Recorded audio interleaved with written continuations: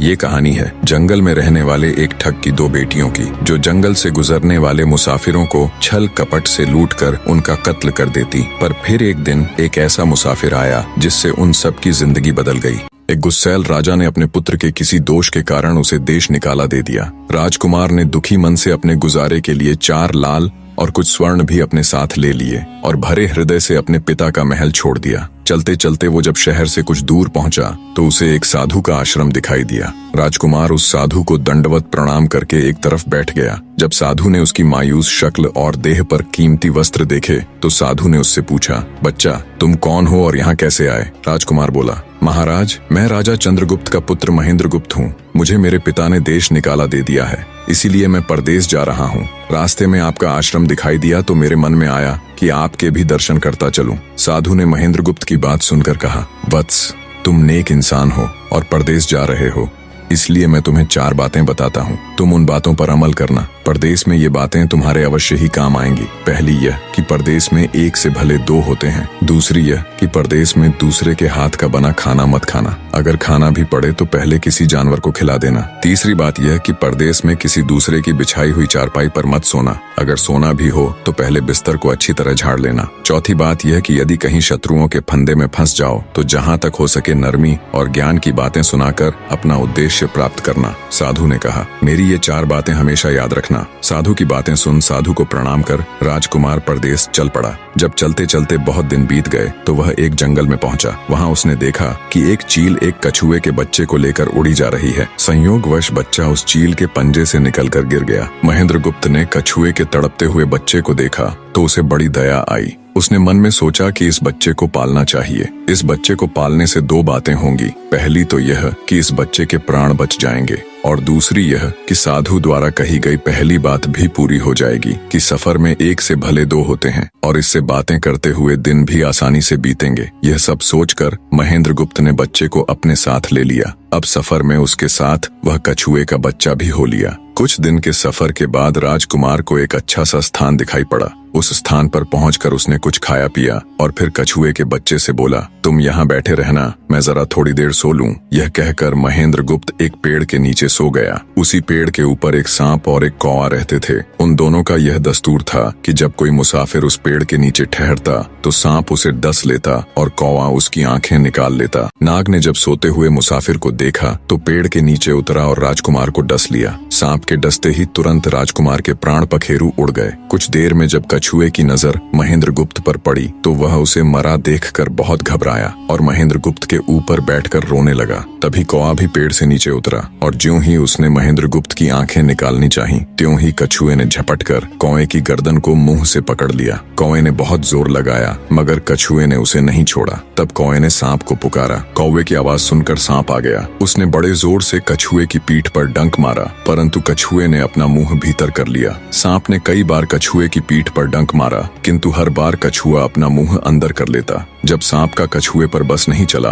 तो उसने कछुए से प्रार्थना की कि तुम मेरे मित्र को छोड़ दो। यह सुनकर कछुआ बोला, नहीं, तूने मेरे मित्र को डसा है, अब मैं भी तेरे मित्र की जान लूंगा। तू मेरे मित्र को छोड़ दे तो मैं तेरे मित्र को जीवित कर दूंगा। यह कहकर सांप ने काटी हुई जगह पर मुंह रखकर महेंद्रगुप्त के शरीर से विष खींच लिया और बोला, अब तो मेरे मित्र को छोड़ दे। कछुए ने जब राजकुमार को देखा कि उसे थोड़ा होश आ रहा है और उसका जहर उतर रहा है तो उसने कौवे को छोड़ दिया। जब महेंद्रगुप्त को होश आया तब कछुए ने उसे सांप के डसने का सारा हाल सुनाया। कछुए की बात सुनकर तुरंत महेंद्रगुप्त के मन में साधु की बताई पहली बात खटकी। सोचा, साधु की एक बात तो काम आई कि एक से भले 2 होते हैं। मन ही मन उसने साधु को धन्यवाद दिया और आगे बढ़ चला। चलते चलते कुछ दिनों के बाद जब वे समुद्र के किनारे जा पहुंचे तब कछुए के बच्चे ने कहा, मित्र, मेरा देश आ गया है। यदि तुम कहो तो मैं अपने माता पिता से मिलाऊं। उनसे बिछड़े बहुत दिन हो गए हैं, वे बहुत दुखी होंगे। महेंद्रगुप्त ने उसे जाने की आज्ञा दे दी और स्वयं रात को वहीं समुद्र के किनारे उस जंगल में ठहर गया। जिस जंगल में राजकुमार ठहरा हुआ था उसी जंगल में वहां से कुछ दूर ही एक ठग का परिवार रहता था। ठग के 2 लड़कियां और 4 बेटे थे। उसकी बड़ी बेटी ज्योतिष विद्या जानती थी। जब भी कोई राहगीर, कोई यात्री उस जंगल से गुजरता और उसके पास कुछ कीमती होता तो ठग की बड़ी बेटी अपनी विद्या से जान लेती थी। आज फिर से उसे बहुत दिनों बाद बहुत से खजाने की महक आई। उसने अपने पिता से कहा, ऐसा प्रतीत होता है कि इस जंगल में एक पथिक आया हुआ है। उस पथिक के पास 4 लाल हैं। यदि तुम लोग उस पथिक को यहाँ ले आओ तो उससे लाल लेना मेरा काम है। यदि वे लाल हमको मिल जाएं तो हम जन्म भर के लिए निहाल हो जाएंगे, परंतु उस पथिक को मारना मत, उसे जीवित ही पकड़ लाओ। ठग अपने बेटों के साथ तुरंत उसकी तलाश में निकल पड़ा। वे थोड़ी ही दूर चले होंगे कि उन्होंने देखा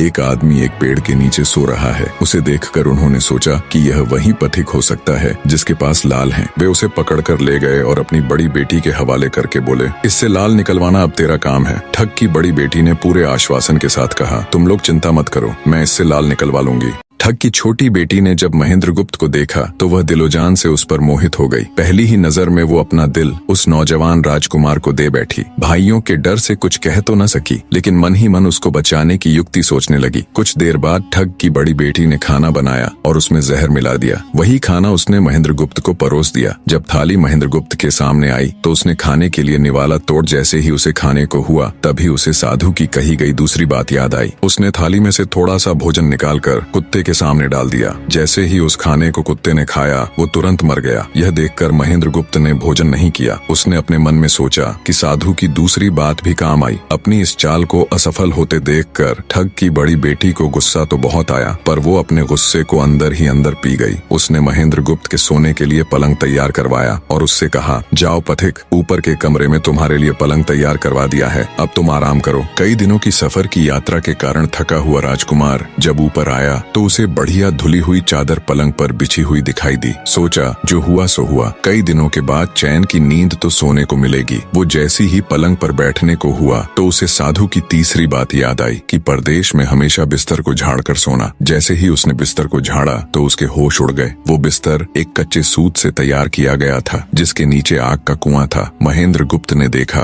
कुएं के अंदर बड़े बड़े आग के अंगार धधक रहे हैं। सोचा, साधु की तीसरी बात भी काम आई। उसने एक बार फिर मन ही मन साधु का धन्यवाद किया और पास पड़ी एक टूटी हुई चारपाई पर लेट गया। थोड़ी देर पहले जो राजकुमार चैन की नींद लेने की सोच रहा था, अब नींद उसकी आंखों से कोसों दूर थी। अब तो उसे अपनी जान के लाले पड़े थे। सोचने लगा, आज की रात बचना बहुत कठिन है। तभी ठग की छोटी बेटी मौका पाकर आई और कहने लगी, हे प्रिय, मैं तुम पर दिलोजान से न्यौछावर हूँ, परंतु आज की रात मेरे वश में कुछ नहीं है। आज की रात मेरी बड़ी बहन की बारी है। जिस तरह भी हो सके बस आज की रात मेरी बहन से अपने प्राण बचा लो। कल मेरी बारी है। हे स्वामी, मैं तुम्हारी दासी हूँ, मैं तुम्हें साफ बचा लूंगी। इतना कहकर ठग की छोटी बेटी चली गई। जब सब लोग खाना खा चुके तो ठग की बड़ी बेटी ऊपर बने कमरे में चली। सोचा, अब तक तो पथिक जलकर राख बन चुका होगा, पर जैसे ही वो कमरे के अंदर आई और देखा कि पथिक तो बिल्कुल सही सलामत टूटी हुई चारपाई पर लेटा हुआ है तो उसके क्रोध की कोई सीमा न रही। तुरंत उसने कटार निकाली और क्रोध से बोली, हे पथिक, या तो अपने 4 लाल मुझे अभी के अभी दे दे, वरना मैं तुझको मार डालूंगी। उसी समय महेंद्रगुप्त को साधु की चौथी बात याद आई कि कहीं शत्रुओं के फंदे में फंस जाओ तो जहाँ तक हो सके नरमी और ज्ञान की बातें सुनाकर अपना उद्देश्य प्राप्त करना। उसने सोचा कि आज रात बचना मुश्किल है, पर साधु की चौथी बात भी आजमानी चाहिए। महेंद्रगुप्त ने यह सब सोचकर लड़की से कहा, मेरे पास लाल नहीं है। यदि तू मुझको मारेगी तो वैसे ही पछताएगी जैसे बंजारा अपने कुत्ते को मारकर पछताया था। लड़की गुस्से में बोली, कौन बंजारा और कौन सा कुत्ता, क्या बक रहे हो तुम? तब राजकुमार बोला, तुम नहीं जानती तो सुनो लड़की, एक बंजारा था जिसने एक कुत्ता पाल रखा था। वो कुत्ता बहुत समझदार था जिसे बंजारा अपनी औलाद से भी ज्यादा प्यार करता था। एक समय ऐसा आया कि एक कातक नाम की भयंकर बीमारी के चलते बंजारे का सारा परिवार उस बीमारी की भेंट चढ़ गया और बंजारे की करोड़ों की संपत्ति भी बिक गई। दुखी बंजारा अपने कुत्ते को लेकर आगरा में एक साहूकार के पास जाता है और साहूकार को 10,000 के बदले अपना कुत्ता गिरवी रखने को बोलता है। उस समय 10,000 एक बहुत बड़ी रकम होती थी। पहले तो बनिए ने बंजारे को मना कर दिया, पर फिर कुछ सोचकर उसने बंजारे को 10,000 रुपए दे दिए। कुछ ही समय बीता था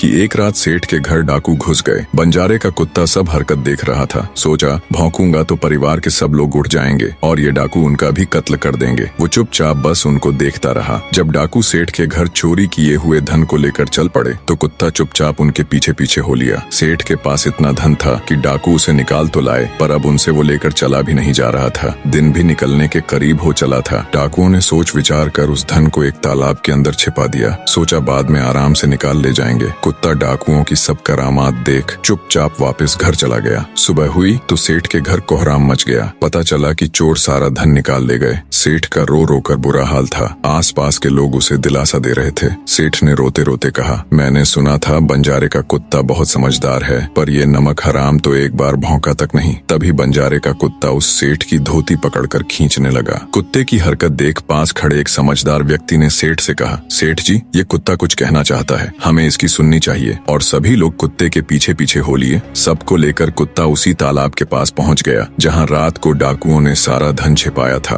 और तालाब में घुसकर अशर्फियों से भरी थैली अपने मुंह में दबाकर बाहर आया। तुरंत सेठ के नौकर उस तालाब में कूद गए और चोरी किया हुआ सारा धन बरामद कर लिया। सब देख सेठ आंखों में अश्रु लिए कुत्ते से कहता है, मुझे माफ कर देना, मैंने तुम्हें बहुत बुरा भला कहा। सेठ ने वही कागज मंगवाया और बंजारे के नाम चिट्ठी लिखी, भाई बंजारे, तेरे कुत्ते ने मेरे 10,000 पूरे कर दिए। मैं तेरे कुत्ते को तेरे पास भेज रहा हूँ। अगर तुझे और भी 10, 20, 50 हजार की जरूरत हो तो मेरे पास आकर ले जाना। इतने समझदार कुत्ते को मेरे पास छोड़ने के लिए तहे दिल से तुम्हारा धन्यवाद। बनिया चिट्ठी कुत्ते के गले में टांग उसे नम आंखों से विदाई देता है। कुत्ता घूमता घूमता जब 4-5 दिन बाद बंजारे के पास पहुंचता है तो कुत्ते को आता देख बंजारे के तन बदन में आग लग जाती है। कहता है, मैं तुझे बनिए के पास गिरवी रख कर आया था और तू वहाँ से भाग आया। तूने मेरी बेइज्जती करवा दी। गुस्से में अंधा हुआ बंजारा तुरंत पिस्तौल निकाल कुत्ते को गोली मार देता है और सिर पकड़कर वहीं बैठ जाता है। कुछ देर बाद जब उसकी नजर कुत्ते के गले में टंगी हुई पर्ची पर पड़ी तब बंजारा वो पर्ची निकाल उसे पढ़ता है। पर्ची पढ़ते ही बंजारा फट पड़ता है। वो दहाड़े मार मार खून के आंसू रोता है। पर अब भला क्या हो सकता था। बंजारे की कहानी सुना महेंद्र गुप्त ठग की बेटी से कहता है, एक और कहानी सुनो लड़की।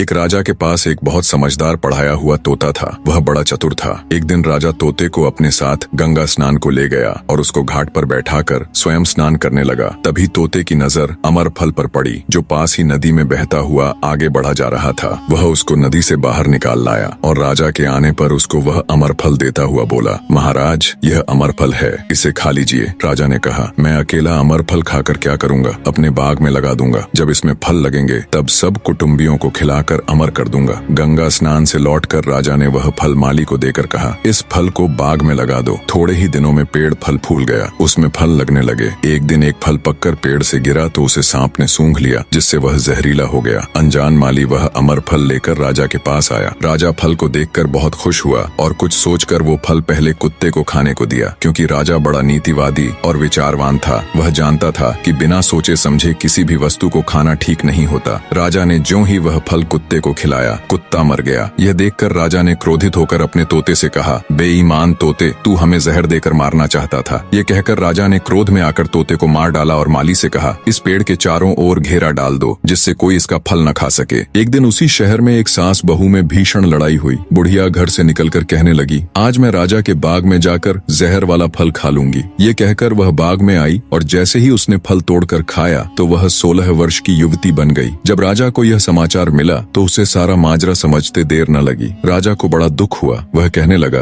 वास्तव में यह अमर फल ही है, मैंने व्यर्थ ही इतने समझदार तोते को मार डाला। इतनी दास्तान कहते कहते सवेरा हो गया। तब ठग की बेटी ने महेंद्र गुप्त से कहा, आज तो तूने मुझे बातों में लगाकर अपनी जान बचा ली, परंतु आज रात मेरी छोटी बहन की बारी है, वो तुझे हरगिज जीवित न छोड़ेगी। जब ठग की छोटी बेटी को पता चला कि महेंद्र गुप्त जिंदा और बिल्कुल सही सलामत है तो उसकी खुशी का ठिकाना न रहा। अपनी बहन को दिखाने के लिए ऊपरी मन से बोली, तुम निश्चित रहो बहन, मैं आज इससे लाल लिए बगैर छोड़ने वाली नहीं हूँ। दिन बीता और रात हुई। तब ठग की छोटी बेटी महेंद्र गुप्त के पास गई और बोली, भगवान का शुक्र है जो तुमने चालाकी से अपनी जान बचा ली। महेंद्र गुप्त बोला, तुम सब ऐसा क्यों करते हो? तब ठग की छोटी बेटी बोली, हमारी तो यही रीति है कि मेरे भाई और बाप मुसाफिरों को पकड़कर लाते हैं और हम बहनें अपनी चालाकी से उनसे माल हथिया कर उन्हें मार डालती हैं। फिर वह बोली, पर तुम चिंता मत करो, अब मेरी बारी है और मैं तो दिलो जान से तुम्हारी दासी हूँ, तुम्हें जैसा समझ पड़े वैसा ही करो। यह सुनकर महेंद्र गुप्त बोला, प्रिय, तुम भी मुझे देखते ही पसंद आ गई थी। दिल करता है कि हर पल तुम्हारे पास ही रहूं। तुम अपनी बड़ी बहन की तरह नहीं हो, तुम एक नेक दिल औरत हो, तुमसे मेरा कुछ भी छिपा हुआ नहीं है। उसकी बात सुनकर ठग की बेटी ने कहा, तुम कहते हो कि मुझसे कुछ भी छिपा नहीं है, तो फिर वे लाल कहाँ हैं? महेंद्र गुप्त ने कहा, वो चारों लाल मेरी जांघ में हैं, अगर तुम निकालना चाहो तो निकाल लो। राजकुमार की बात सुन ठग की छोटी बेटी बोली, प्यारे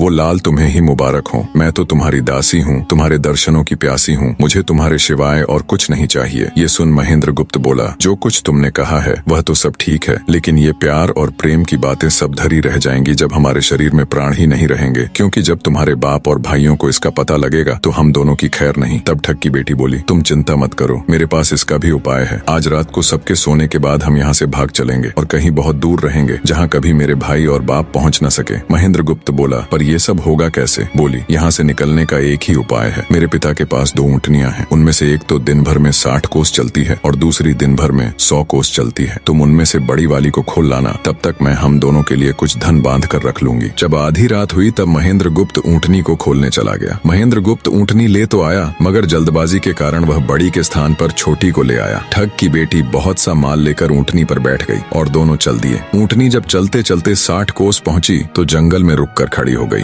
बीच जंगल में ऊँटनी को खड़ी देखकर महेंद्र गुप्त और ठग की बेटी के होश उड़ गए। ठग की बेटी बोली, अनर्थ हो गया, तुम रात के अंधेरे में बड़ी ऊँटनी की जगह छोटी को ले आए। मेरे पिता और भाई आते ही होंगे, वो हमें नहीं छोड़ेंगे। इधर जब सवेरा हुआ तो ठग ने देखा कि उसकी बेटी और मुसाफिर दोनों गायब हैं। उसने सोचा कि निसंदेह वह बदमाश मेरी बेटी को भगा ले गया है। तबेले में जाकर देखा तो पाया कि छोटी ऊँटनी गायब है और बड़ी वहीं है। सोचा ज्यादा दूर नहीं गए होंगे और ऊँटनी पर सवार होकर उसने उसे तेजी से दौड़ा दिया। थोड़ी ही देर में जंगल में उस स्थान पर जा पहुंचा जहां महेंद्र गुप्त और उसकी बेटी ठहरे थे। महेंद्र गुप्त ने जब उसको आते देखा तो बहुत घबराया और कहने लगा, देखो तुम्हारा पिता आ रहा है, अब उससे प्राण कैसे बचेंगे? लड़की ने कहा, घबराओ मत और जो मैं कहती हूँ उसे ध्यान से सुनो। जाओ, जाकर उस पेड़ पर चढ़ जाओ। जब मेरा बाप तुम्हें पकड़ने के लिए आएगा और पेड़ पर चढ़ेगा तो मैं चुपके से बड़े वाली ऊँटनी पर चढ़कर उसको तुम्हारी डाल के नीचे खड़ा कर दूंगी। तुम कूद कर उस पर बैठ जाना, इस प्रकार हम दोनों बचकर साफ निकल जाएंगे। यह सुनकर महेंद्र गुप्त तुरंत पेड़ पर चढ़ गया। तब तक ठग भी वहां आ पहुंचा। पिता को देख उसकी बेटी ने फंड करते हुए कहा,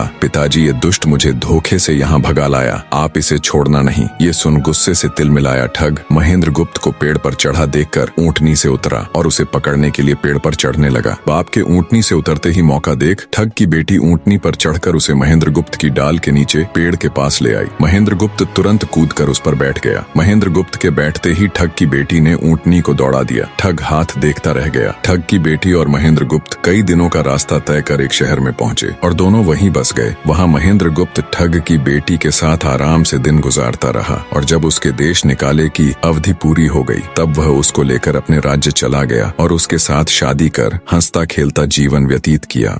निष्कर्ष, महेंद्र गुप्त और ठग की बेटी की यह कथा हमें यह सिखाती है कि प्रेम और विश्वास का बंधन सबसे मजबूत होता है। जब बुद्धिमत्ता, धैर्य और निस्वार्थ प्रेम मिलते हैं तो असंभव को भी संभव बनाया जा सकता है। जीवन में चाहे कितनी भी कठिन परिस्थितियां क्यों न आए, सही निर्णय, संयम और परस्पर विश्वास हमें हर संकट से बाहर निकाल सकते हैं।